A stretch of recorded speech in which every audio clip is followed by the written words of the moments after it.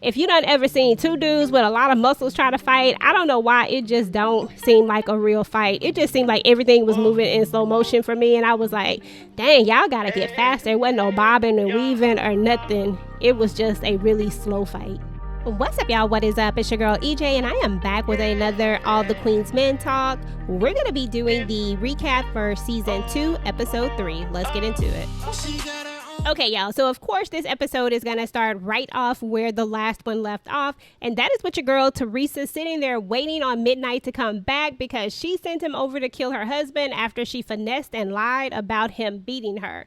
Now, your boy Midnight is going to come back in. He's going to let her know that, hey, it got done. Your girl Teresa is going to pull a straight up thought move, and she's going to try to throw Midnight some of that you know what, and Midnight just ain't having it. He's just like, nah, that's not what we doing, and he's going to kick her out. Now, y'all, on a side note, I don't know how or why, but how did the car seat end up not in the room anymore? Because there was a car seat on last episode, and now the car seat is gone. I don't know. So anyway, y'all, your girl Dime is sitting by Amp's side. When she wakes up in the morning, she's going to feel him, and he's going to be like really clammy, and she's going to notice that the hospital bed is not on, like no machines are on, nothing is on. So she's going to call for the nurses, and turns out Amp was about to die, y'all. Now, your boy Tommy is concerned about Madam. Now, Tommy is always trying to get people to eat. Y'all know Tommy loves for people to eat, but Madam hasn't been eating because she's really concerned about her money and her nephew and all that stuff. So Tommy's like, hey, sit down, eat a meal. You know what I'm saying? I fixed you breakfast. Now, she's going to go ahead and oblige him, and she's going to start trying to eat. But meanwhile, she's going to get a call from our boy, the concierge. Now, he's going to invite her out on a date, but he also wants her to go ahead and take a look at the news. Now, on the news, of course, is where the madam went and blew up the doggone house, y'all. Now, they are talking about the ring videos, the suspects, and all that type of stuff. And he's just letting her know, hey, you was being a little messy, but I have taken care of it for you. And meanwhile, can you run these type of things by me? Because you're important to this business. You're important to your business. You're important to my business. Like, we just can't have you out here wilding out like that. And so, you know, they're going to have their little talk. Of course, you know, Madam ain't really trying to hear all of that, but she does listen, and he does let her know that, hey, I have Bill. Hey, I got eyes on him. You can get your money back. So, and like I said, he's going to invite her out on a date. She's going to gladly accept, and they're going to kind of go from there. Now, your girl Madam is mainly concerned and wants to make sure that she's going to get Bill. And so after he lets her know that, she's like, hey, okay, I can do this. So anyway, y'all, she goes off to see Amp. When she gets there, she finds out that Amp was in cardiac arrest and that he basically almost died. Now, of course, she's going to come in there and try to charge the nurse and the doctor up because she needs to know what's going on. They're going to ask her to step out, of course, like they always do. She's going to figure out that the nurse on the staff is indeed the mother of Shannon. Now, if you remember, Shannon is the young lady who Amp killed in the car accident that they had, and who we later found out that he actually drove into the traffic on purpose. Now, this is the mom side of the story. I am interested to see if there is another side of this story, if that's how it really happened or not. I don't know. But anyway, so she finds that out. So, of course, Madam is definitely thinking that maybe the mom actually did this on purpose. Now, y'all, Madam, of course, is going to be livid, and she just tells Dime, hey, you know, I got the information that I need. Now, Amp is going to wake up, and if turns out he's going to have a full recovery. So Amp is going to be just fine, y'all. Now, when Madam comes in to see Amp, you can tell that she is visibly upset by looking at her nephew in the bed, knowing that she's the one that put him into this hospital bed inadvertently. I mean, she didn't try to, but yet it still happened. So anyway, she's going to make sure and tell Dime to take care of him, and she's going to go ahead and leave because y'all know she don't like crying and stuff in front of people. She likes to try to have this hard exterior. So she's going to leave. Amp is going to ask Dime to go and take care of her, but Dime is going to remind him, you know how she is. She wants to, that's not what she wants. So I'm just going to stay here with you.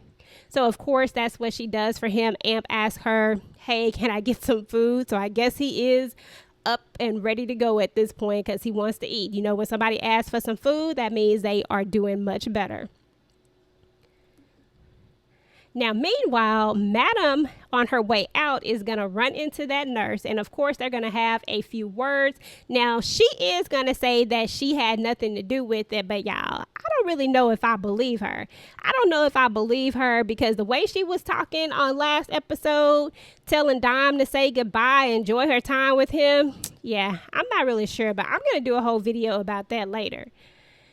So anyway, she proceeds on to tell Madam that she's going to let Jesus deal with her. And then the Madam lets her know that, hey, Jesus deals with me every day. That's probably one of the best lines of this show, hands down. Now, y'all, meanwhile, your boy Babyface is back telling the story about what happened to him, you know, when he was over Miss Tandy's and when the husband tried to get in on the action and how he wanted to give him $10,000. Now, this fool is actually trying to get his boys in on the action like, hey, if y'all want the number, I'll give y'all the number. And they was like, well, why you turn down the money? Because apparently Babyface is the one who doesn't really turn down no money for no exchange of sexual favors. But I guess this was a hard no for him. I guess it just wasn't his thing because he does tell them everything is not for sale. Now, he is going to try to point out that El Fuego never does anything. And I think that's what I like about this character is because this character is so mysterious and we're still trying to learn about him and learn kind of where he comes from and why he's not like the rest of these jokers. You know what I'm saying? So anyway, your girl Madam is getting ready for her date with the concierge and her and Blue are going to have a talk. Now, of course, Blue is still going through it and Blue definitely does not tell her about what happened to Kat. She just makes it seem like they broke up and like she's just going through grief. But the Madam sees through it and knows that something else is going on. So hopefully when Blue is ready, she will go ahead and tell Madam because one thing about it is when you in this type of business and when you doing the type of stuff that they doing, don't nobody need no surprises. People need to know what's going on.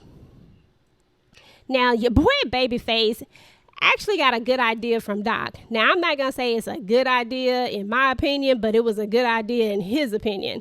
He's like, you know, why don't you get one of those amateurs to do it? So your boy has decided basically that he's going to go be his own little pimp.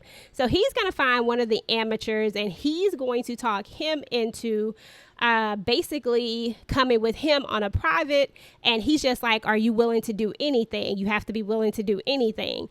Now, me personally, I'm gonna start asking some questions if somebody keep asking me, are you willing to do anything? Because somebody asking you if you're willing to do anything usually mean, are you willing to do some fucked up shit? Because don't nobody just come up to you asking you that. But he is so in awe of Babyface because, you know, Babyface, Doc, Midnight, El Fuego, they are the money makers of the club and they are the ones that the amateur dancers look up to.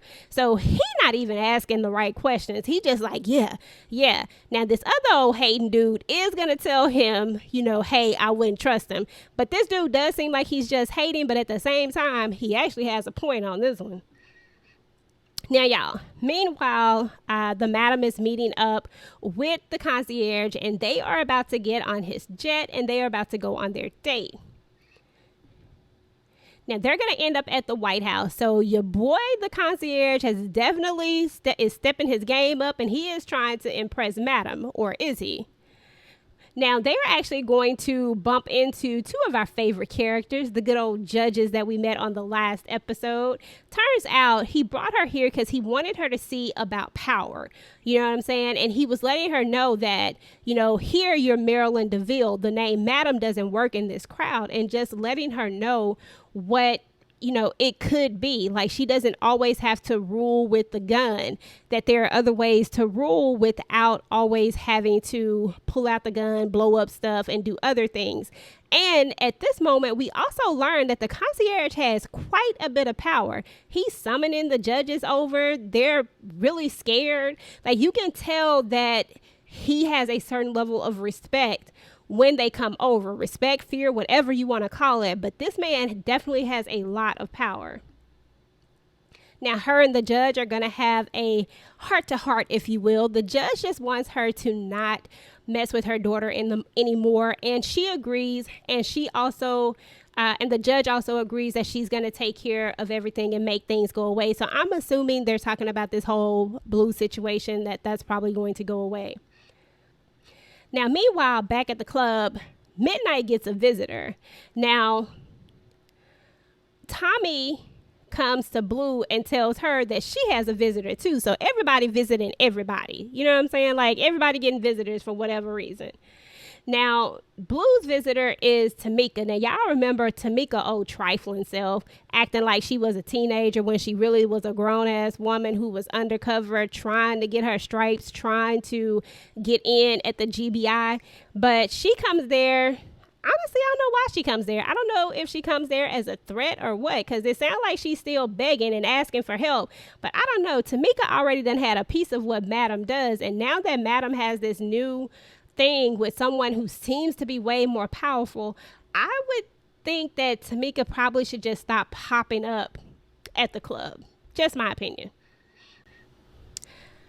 Okay, y'all. So meanwhile, your boy El Fuego is going through it, and your boy Doc is trying to talk to him and just let him know, like, hey, if it's not about money, then it's not about nothing. You need to be out here trying to make this money and do what you got to do, because you're not like none of us. You know what I'm saying? The rest of us, we come from nothing, but you are different, you know. But El Fuego is really having a battle with his soul right now, because he goes on to talk about how he and his girlfriend used to go to church, and how her father is a preacher, and how, you know, her father didn't like him and she wasn't good enough for him, and all of these different things. And right now he just doesn't know if this is what he should be doing or if this is the place that he should be, and he's just having this battle within himself. So Doc is trying to give him this pep talk, but I mean, honestly, you can kind of tell that right now where he's at, he's not ready to move out of that just yet. And seeing old girl really brought up a lot of things for him that were probably, you know, already deep down inside, just kind of buried. And now she kind of brought all of that up to the surface. Meanwhile, your girl Trouble, which I see why her name is Trouble, y'all, because that's what she is, Trouble, because she starts mess. Now, she comes into the den, you know, she's not even supposed to be back there because she ain't there yet. Now, I ain't gonna say she ain't gonna get there, because your girl is out there doing her thing and she acting just like these other dudes. So, hey, she'll be there soon. But anyway, the point is that she comes back there and she basically tells Doc that Midnight is upstairs with Teresa in a roundabout way. You know what I'm saying? So of course this is going to set Doc off, and Doc is going to go up to the room. Now, just to provide a little context to this, apparently strip club life says that you don't mess with another person's tipper. Like, that's his chick, you don't mess with her. Like, you don't go into privates with her, yada yada yada. So I guess that's what the issue was. Meanwhile, your boy, the concierge, has got Madam back on the jet, because he did promise to have her back to her club. Now, this is where things kind of heat up for these two. Now, I ain't gonna lie, I sensed a lot of sexual tension between them, and I wasn't really sure where this was going, if this was gonna be a thing, but you've kind of seen it building up to it, and you already know what happened if you saw the show. Your girl, Madam, is gonna be very forward, and she's gonna be like, hey, do you wanna bleep me? And he's actually gonna say, I don't know yet. And he knew that was a lie. He knew that was a big old bold-faced lie, and that he had already made up his mind. So anyway, they're gonna do their thing, you know what I'm saying? And they're gonna definitely be in the Mile High Club, and there's nothing more to say about this scene. So anyway, y'all, back at the club, your boy Midnight is getting an earful from your girl Teresa. Now, Teresa is mad because she finds out that Midnight didn't actually kill her husband. And instead, her husband went and called the cops on her and has told the cops that she's trying to kill him. Now, turns out Midnight stayed there and he listened to the husband tell him about everything that was going on. And then the husband went on to show him the video of where she actually beat herself up. So Midnight didn't do anything. Now, while this is going on, your boy Doc comes in, and of course he ain't got no reasoning. He just goes straight into being mad at Midnight. Now I'm trying to figure out how you gonna be mad at Midnight. He is not the one that asked him into the VIP. Like, you should be looking at Teresa like, why are you asking for a VIP with him instead of asking him why he in the VIP with her? Like, I just don't understand this whole thing at this point. It just don't make sense. Like, I need to know, if she's supposed to be your girl, your tipper, as you say, then why aren't you addressing her first and foremost? But anyway, he's not going to listen to nothing Midnight got to say, because Midnight was going to try to tell him what was going on. But instead, he's going to start trying to fight him. And y'all, I don't know if you done ever seen two dudes with a lot of muscles try to fight. I don't know why it just don't seem like a real fight. It just seemed like everything was moving in slow motion for me. And I was like, dang, y'all got to get faster. There wasn't no bobbing and weaving or nothing. It was just a really slow fight.